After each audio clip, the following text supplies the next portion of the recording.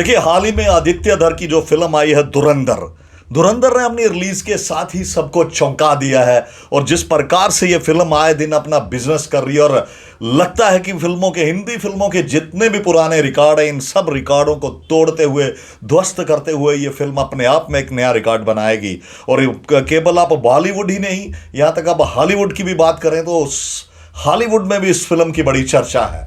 और पूरा देश ही नहीं, विदेश में भी जो इस फिल्म के युवा निर्देशक हैं आदित्य धर, उनकी निर्देशन, उनका लेखन, उनकी स्क्रिप्ट राइटिंग की दुनिया भर में चर्चा है। और ये फिल्म अपने आप में देशभक्ति की एक भावना जगाती है। ये दिखाती है कि किस प्रकार इस देश के भीतर ही दुश्मन है। उन्होंने इस फिल्म का एक डायलॉग है कि हिंदुस्तानी ही हिंदुस्तानी का दुश्मन है। और वास्तव में यदि हम इसे बड़े परिप्रेक्ष्य में देखें तो ये बात सच साबित हो रही है। जिस प्रकार इस फिल्म की जो हम कहें तथाकथित जो सो कॉल्ड सेकुलर है, या जो जिनका एजेंडा यही रहता है कि देश के खिलाफ बोलना है, नरेंद्र मोदी के खिलाफ बोलना है, जो भी अच्छी चीज़ इस देश में घटित होती है उसके खिलाफ बोलना है, तो मन बड़ा दुखी भी हो जाता है कई बार ये सारी चीज़ें देख के कि आखिर हम किस देश में रह रहे हैं। और इस देश में वो जो इसी फिल्म का एक डायलॉग है कि हिंदुस्तान ही हिंदुस्तान का दुश्मन है। तो मैं बात कर रहा हूँ यूट्यूबर ध्रुव राठी की। देखिए, ध्रुव राठी के पेट में ना जाने कौन सा दर्द है, ना जाने कौन से उन्हें ऐसे मरोड़ है जो बार बार लग जाते हैं। जब भी देश में कुछ अच्छा घटित होता है, उन्हें लगता है कि उसी समय देश के खिलाफ बोलना शुरू कर देते हैं। उड़ी आई, उड़ी के खिलाफ भी बोला।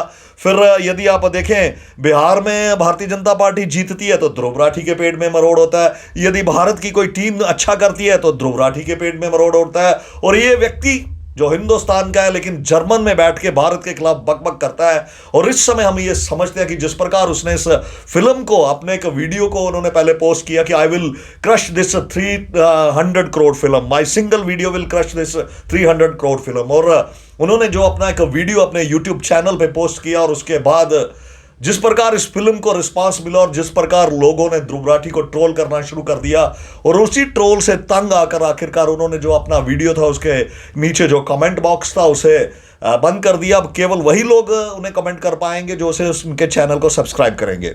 हमारा कहने का ये मतलब है कि आप किस प्रकार इस फिल्म को प्रोपेगेंडा फिल्म कह रहे हैं। और देखिए, जो उन्होंने अपना एक वीडियो अपने चैनल पे अपलोड किया है इस फिल्म को लेके कि I will expose this Dhurandhar movie, तो देखिए किस प्रकार का एक नैरेटिव वो बताते हैं। वो बताते हैं कि देश में जो धमाके हो रहे हैं, पहलगाम का जो अटैक होता है उसमें नरेंद्र मोदी शामिल हैं। वो पाकिस्तान में जो उनके अपने एजेंट्स हैं, जो पाकिस्तान के कुछ लोग हैं, उनके साथ मिले हुए हैं, और उनकी जब सहमति बनती है और उसके बाद वो जो ब्लास्ट होते हैं, इस प्रकार की घटिया हरकत। और बाद में वो ये कहते हैं कि ये सारी काल्पनिक चीज़ें हैं।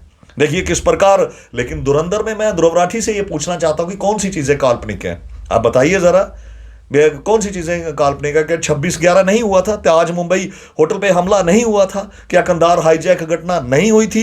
क्या नोटबंदी इस देश में जब से नोटबंदी हुई है तब से कश्मीर में आतंकवाद की कमर टूटी? और किस प्रकार इस नोटबंदी का जो सरगना था हकानी, किस प्रकार जब 40,000 करोड़ रुपया उसका डूबने लगा तो उसे या तो मार दिया गया, लेकिन पब्लिक डोमेन में जो बात आई थी पाकिस्तान में कि उसने सुसाइड कर लिया था।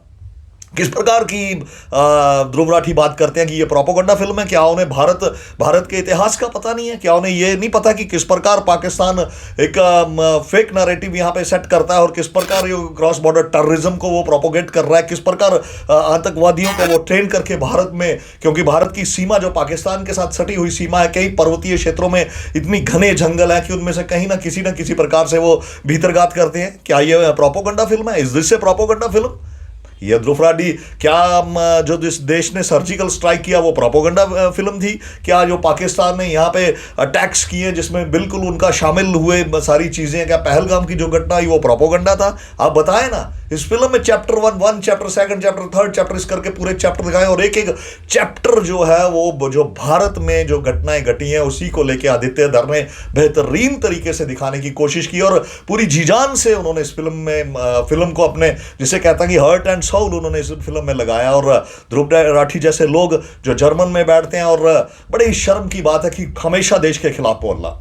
हम समझते हैं कि देश कि लोगों का भी ये दायित्व बनता है और इस समय ये भी एक फर्ज बनता है कि ध्रुव राठी जैसे लोगों को एक्सपोज किया जाए, ध्रुव राठी लोग जैसे लोगों को जवाब दिया जाए, कड़े से कड़ा जवाब दिया जाए। जिस प्रकार वो हमेशा ही देश के खिलाफ बोलना, देश के खिलाफ कोई नैरेटिव हो वो देश के खिलाफ सेट कर रहा है। यदि प्रधानमंत्री भारतीय जनता पार्टी जीतती है तो वो कहते हैं ये वोट चोरी हो गई है, फिर कोई इसी प्रकार के फेक वीडियोस बनाना शुरू कर देते हैं। यदि देश में कुछ ऐसा होता तो कहते हैं जी बिहार में इलेक्शन चोरी हो गया। केवल और केवल एक एजेंडा, पहले वो आम आदमी पार्टी का एजेंडा सेट करते थे, अब आम आदमी पार्टी का एजेंडा जब उन्होंने देखा कि टाइम टाइम फुस हो गया है, और अब देखिए जो फिल्म जिसे दर्शक इतना प्यार दे रहे हैं, जिसकी चारों तरफ वाहवाही हो रही है, उस फिल्म को लेके ये कह रहे हैं कि this is a propaganda film.